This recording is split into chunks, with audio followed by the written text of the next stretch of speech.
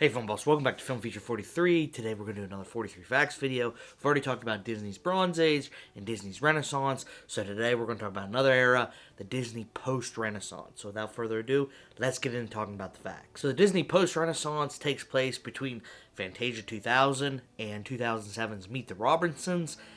Emperor's New Groove is in there as well, but that was included in my Disney Renaissance video for some reason, so we won't be talking about that. Let's kick off the video talking about the first movie in the Disney's post-Renaissance, and that is Fantasia 2000. Disney originally planned for the original Fantasia to be released in 8 parts with different segments that would be interchanged, so no one would be able to watch the same movie more than once. The idea of switching out the segments and making a new movie each time was actually shelved, so they began to work on a sequel in 1983. In 1983, Disney stopped working on Fantasia 2 to start working on A Mickey's Christmas Carol, and then it was picked back up eventually, but shut down again in 1992 because Jeffrey Katzenberg decided that he didn't like the idea of a sequel to Fantasia. But Katzenberg's hatred for the project couldn't keep it down forever. In 1997, they began to work on it again under the name Fantasia Continued, but it still took 3 years for the sequel to the original Fantasia to come out under the name Fantasia 2000. The city street at the end of Rhapsody in Blue actually had so many colors that the computers had problems rendering it, which caused delays in Disney's other movies, namely in Disney's Tarzan, which was supposed to come out earlier than what it actually did. Fantasia 2000 was released, and it was the first animated feature to be released in IMAX, but there were some stipulations with IMAX theaters, like they could only have 4 months to show the movie, and 50% of the box office had to be given to Disney. The California Science Center refused these demands, so Disney decided to build its own IMAX theater relatively closely to the California Science Center, which cost Disney $4 million to build, and then after they ran Fantasia, they decided to completely demolish the building, so it was kind of just a screw you to the California Science Center. The next film to be released was also released in the year 2000, and that was Disney's Dinosaurs. There wasn't originally supposed to be any dialogue because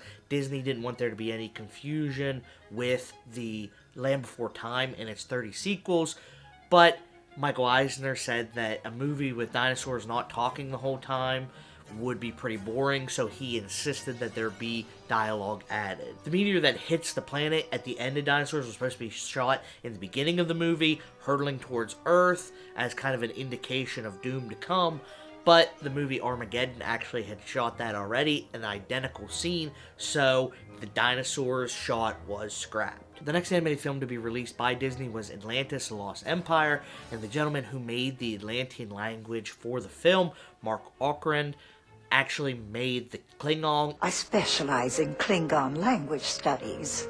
Much behasta, Dutch. Much behasta, Dutch, Miss Roy. And Vulcan language for the Star Trek films. Jim Varney, who played Cookie. You know, Vern, this must be some kind of a cigarette lighter. Died before the film could be released, but he actually recorded all of his lines for the movie, except for one, and that is, I ain't so good at speechifying. Speaking of interesting lines, the lines, Carrots? Why is there always carrots? I didn't even eat carrots. was ad-libbed by Michael J. Fox as a reference to Indiana Jones. Snakes. Why did it have to be snakes? But also a reference to the fact that Michael J. Fox is allergic to carrots. The next animated film to talk about on my list is probably my favorite, and that is 2002's Lilo and Stitch. The idea for Lilo and Stitch actually came from a failed children's book from 1985 written by Chris Sanders, and he was the film's director, writer, and the voice of Stitch in Disney's Lilo and Stitch. How? Lilo and Stitch's backgrounds were done in watercolor to kind of invoke Disney's classical 1940s era Disney, like how Snow White, Dumbo, and Pinocchio's, all their backgrounds were done in watercolor as well. A lot of the aliens that work trying to detain Stitch in the beginning of the movie were also modeled after Winnie the Pooh characters. Like He's loose on deck C! The alien is modeled after Roo. This guy is modeled after Piglet. And the alien that informs the councilwoman that Earth is made up of mostly water. What is that? Water. Most of the planet is covered in it.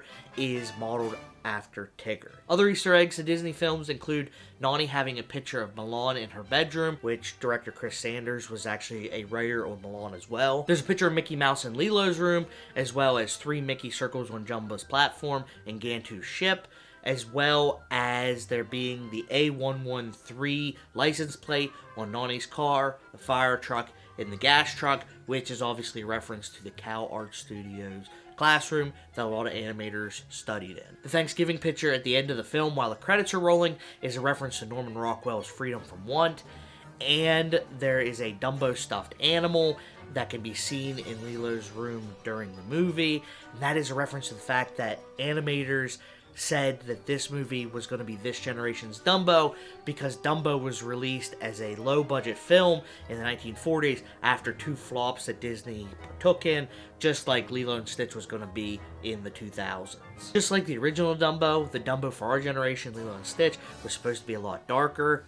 Pudge the fish was supposed to be killed brutally by a bunch of birds, where Stitch was supposed to stand by, cheering them on, while Lilo cried and asked for his help, and this was supposed to show Lilo that there was something wrong with Stitch and he might be irredeemable, but that was also the character shift for Stitch from when he went to Pudge's funeral with Lilo. He saw Lilo's parents' graves, and that showed him the importance of Ohana. Ohana means family. Family means nobody gets left behind. Or forgotten. There were 2 other scenes that were either cut or changed in the movie, one of which being that originally Stitch and Jumbo were supposed to steal a Boeing 747 to chase after Gantu and would crash into a bunch of buildings throughout Hawaii, but after 9/11, this was changed to have the Boeing be Jumbo's ship and the buildings be changed to be mountains to not invoke any memories of 9/11, and there was a scene where Lilo climbed inside of a dryer when she was hiding from Nani, and that was later changed in different iterations of the film to be a dresser or a drawer with a pizza box in front of it, because parents were worried that kids were going to imitate the movie and climb into the dryer. After the film was finished, Disney promoted it by making small trailers where Stitch infiltrates other movies like Beauty and the Beast, Little Mermaid, and Aladdin. Get your own movie. And it was nominated in 2002 for a Best Oscar for Best Animated Feature, but it lost to Spirited Away. Both Spirited Away and Lilo and Stitch share a main voice actor in DeVay Chase. And the final fact on Lilo and Stitch, until the 2022 biopic of Elvis came out, Lilo and Stitch held the distinction of using the most Elvis songs in any film, including all of Elvis's films that he acted in. Treasure Planet was Disney's next feature film, and speaking of Lilo and Stitch, there's a stuffed Stitch that can be seen in Jim Hawkins' bedroom when his mother is reading to him to go to sleep. Treasure Planet was pitched to Disney back in 1985 by John Musker and Ron Clements as they were working on The Black Cauldron, but they were given The Great Mouse Detective to direct. Musker and Clements then pitched Treasure Planet once again after they were done directing The Little Mermaid, but they were given Aladdin. So they directed Aladdin, and they pitched it once again after Aladdin finished. And they were given Hercules, and they said the only way they would direct Hercules is if Treasure Planet got greenlit. So Disney agreed, but it still took 5 years for Treasure Planet to actually come to an existence. The ship's name in Treasure Planet is named the RLS Legacy, which is an obvious reference to Treasure Planet's original author, Robert Louis Stevens. The animated film Treasure Planet takes a lot of inspiration from the book Treasure Planet, obviously, but it is actually Disney's 3rd adaptation of Robert Louis Stevens' source material. Treasure Planet was the first movie to be released simultaneously in regular and IMAX, but it was made on a budget of $140 million, only making $110 million, making it not only a big flop, but according to the 2014 LA Times, it's one of the biggest flops in history. Disney fared a little bit better in their next outing, 2003's Brother Bear. Phil Collins returned to sing for Disney just like he did all the bangers in Tarzan. And he sang No Way Out, On My Way, and Welcome in French, German, Italian, Spanish,